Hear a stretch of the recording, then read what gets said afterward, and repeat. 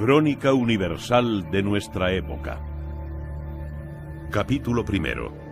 El comienzo de un siglo.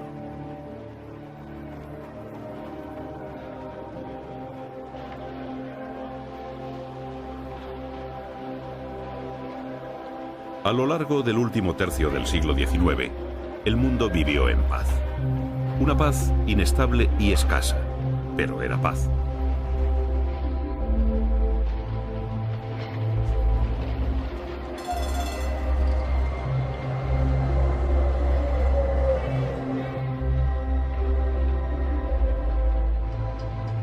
Los conflictos se resuelven rápidamente y no hay campaña que dure más de 2 años ni que perturbe el desarrollo económico y político.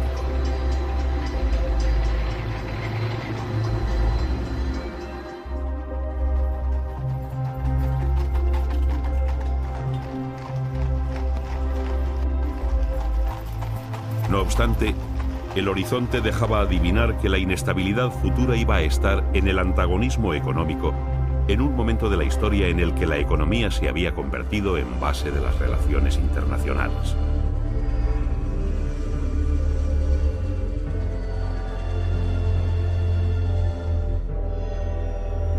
A ello se unirían las fricciones coloniales y un sistema político-militar inédito hasta entonces, la paz armada.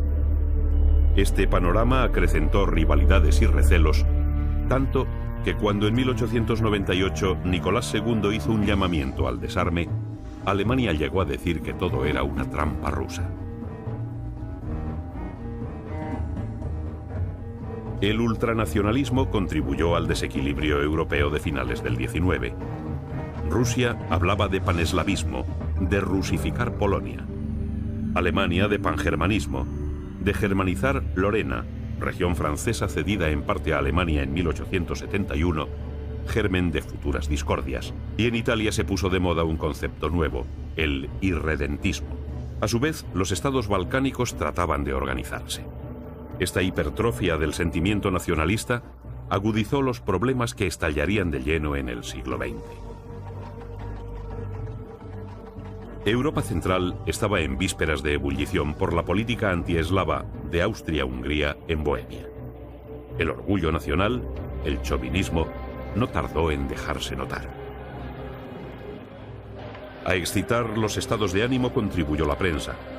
El nacionalismo se defendía desde trincheras de papel, arsenal de palabras que, exagerando la bondad de lo propio y ridiculizando a los demás, caldeó el ambiente. A su vez, el ansia por conquistar mercados, propia del imperialismo económico, fomentó la intranquilidad, y a finales del XIX todos querían lo mismo: colocar sus productos y acceder a las materias primas del mundo subdesarrollado. La política occidental estuvo imbuida de un complejo de superioridad con respecto al resto del mundo. Las ansias de dominio territorial obedecían al interés desmedido en forjar nuevos imperios. Los intereses comerciales y económicos lo demandaban en un momento de la historia en que Europa era un patio de vecindad comparado con la inmensidad de África y Asia. La apertura del Canal de Suez y los descubrimientos en África hicieron que Inglaterra, tras una serie de incidentes cínicamente planeados, se apoderara de Alejandría y El Cairo en 1882, quedando Egipto bajo su soberanía, que en 1885 se extendió al Sudán. Colonizó Nigeria y poco después pertenecían al Imperio Británico Uganda, la costa de Zanzíbar, la colonia de El Cabo y los países de la cuenca media del Zambeze hasta el lago Tanganica. Inglaterra se hacía con las tierras más ricas, desde Egipto al África del Sur, en una ancha franja solo interrumpida por el Congo belga y las colonias alemanas de África del Este. En 1881 los Boers se levantaron contra los ingleses en el Transvaal.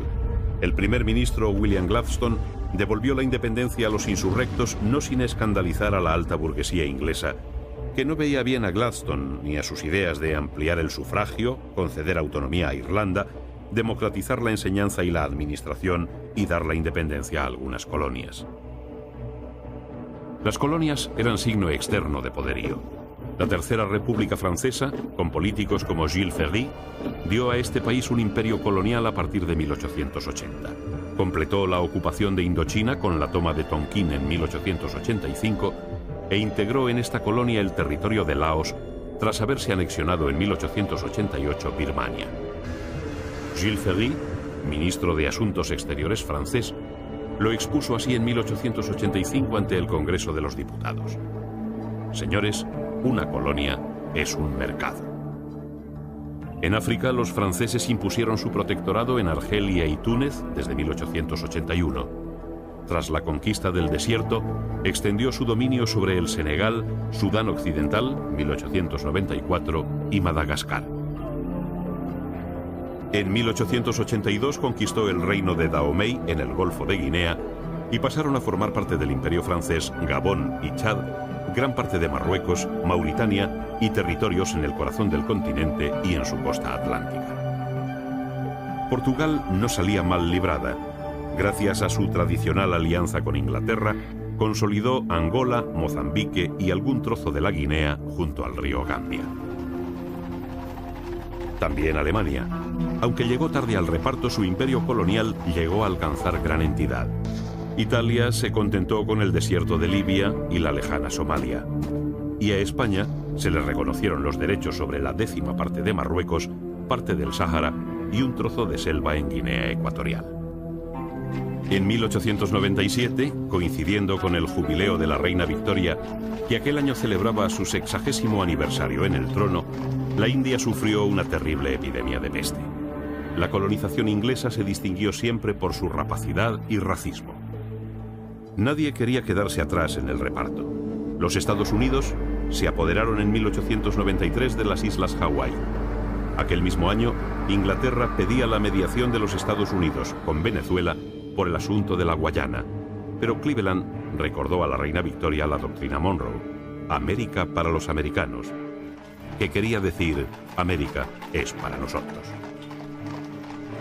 En 1871 finalizó la Guerra Franco-Prusiana, conflicto que puso las bases políticas del siglo XX con la vuelta de Francia al régimen republicano y el nacimiento del Imperio Alemán con Bismarck como canciller. Para mantener el equilibrio se creó un sistema de alianzas secretas y nacieron los bloques. Era el sistema Bismarck, cuya figura dominó hasta 1891. El canciller de hierro se propuso consolidar la integración de Alsacia-Lorena en el Segundo Reich y buscó aislar a Francia formando la Triple Alianza, o de los emperadores Guillermo I de Alemania, Alejandro II de Rusia, que moriría en atentado el 13 de marzo de 1881, y Francisco José de Austria. El miedo al aislamiento llevó a Alemania a un pacto con Austria para protegerse de Rusia y de Francia. Por doquier se veía amenazado el prestigio nacional. Las alianzas secretas y la exageración nacionalista desestabilizarían la vida política del siglo XX. El relevo generacional de finales de siglo acentuó las diferencias y agravó los problemas. En 1890 dejaban la política Bismarck y los hombres que con él habían forjado la unidad de Alemania, y accedía al poder una generación ambiciosa que con Guillermo II pretendía la hegemonía mundial para el Reich. El antagonismo internacional era tal que una pequeña chispa podía desencadenar un gran incendio. Así, un rosario de pequeñas guerras localizadas jalonaron el fin de siglo.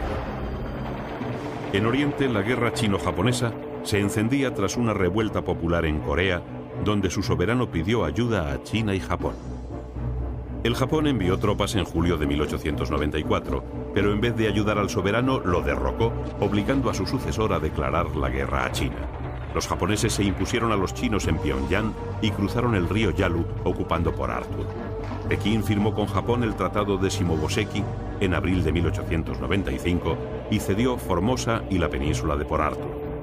Rusia, apoyada por sus aliados occidentales, obligó al Japón a abandonar Port Arthur. Era el germen de la ocupación rusa de Manchuria en 1900. Guerras pequeñas, pero guerras y violencia al fin.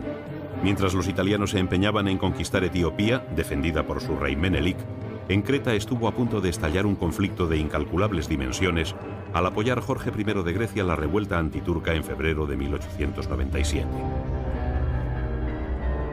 En España, aquel año fue asesinado el presidente del gobierno, Antonio Cánovas. La guerra con Norteamérica, tras el hundimiento del Maine en la bahía de La Habana, acabó con la vida confiada de la Restauración. El siglo terminaría con el asesinato de Humberto I, rey de Italia, y la entronización de Víctor Manuel III. Los años que van de mediados del 19 al inicio del 20 fueron cruciales. En aquel breve lapso de tiempo cambió el mundo. Una palabra se alzó con el protagonismo de la época: progreso, voz mágica que lo resumía todo. El tren alcanzó un desarrollo extraordinario. 500.000 de kilómetros de vías rodeaban el mundo y su auge disparó la economía y dinamizó la actividad comercial de países emergentes como el Canadá, cuyo Canadian Pacific unía en 1876 el Atlántico y el Pacífico. Rusia construyó el Transiberiano en 1891 con un recorrido de 7.500 kilómetros. A esta vía de salida de manufacturas y mercancías se unía el auge de la navegación a vapor. Los transportes bajaron sus precios hacia 1898 a la mitad. A finales del 19 se potenció la agricultura. Inmensos territorios fueron roturados. Era tan sencillo. La tierra apenas costaba nada y sus productos llegaban con rapidez y a bajo coste a los mercados. Se había inventado la cosechadora y en 1889 se empezó a fabricar el tractor de petróleo. Los emporios agrícolas americanos, la ingente producción de Rusia, que compró con trigo sus primeras máquinas e instaló las primeras fábricas, la iniciativa india para racionalizar sus cultivos de cereales, la lana australiana, la enorme producción cárnica del cono sur americano, que se vio potenciada a partir de 1875 con los mataderos frigoríficos creados poco antes por Daniel Holden. Todo este boom agropecuario de un mundo emergente, que contaba con extensiones gigantes, fue en detrimento de los países europeos. Inglaterra, que en 1890 era autosuficiente en trigo, en 1900 importaba el 60% del cereal. Algo parecido sucedería en Alemania y otros países europeos debido al éxodo del campo a la ciudad, donde las fábricas requerían mano de obra en un momento de fuerte emigración europea a Estados Unidos, Canadá, Australia, Argentina o Brasil. De enorme importancia para comprender la historia del siglo XX fue que Alemania se convirtiera en la primera potencia industrial europea, doblando a Inglaterra en producción de carbón y produciendo 5 veces más hierro y acero. Era el motor de Europa. También Francia aceleró su maquinaria industrial. Si en 1890 consumía 864.000 caballos de vapor, en 1898 consumía 1.000.000 más. El auge del ferrocarril, que tenía que servir ingentes cantidades de hierro colado y acero, conllevó el de la siderurgia. Si a finales de 1890 la producción mundial era de 27 millones de toneladas, en 1899 se duplicó. Lo mismo sucedía con el acero, lo que produjo hacia 1890 una segunda revolución industrial. Surgieron industrias nuevas basadas en la aplicación del motor de explosión, la electricidad, la química. Nada iba a ser igual. Comenzaba una nueva forma de colonización, la industrial y económica. Se creó una economía monetaria que generó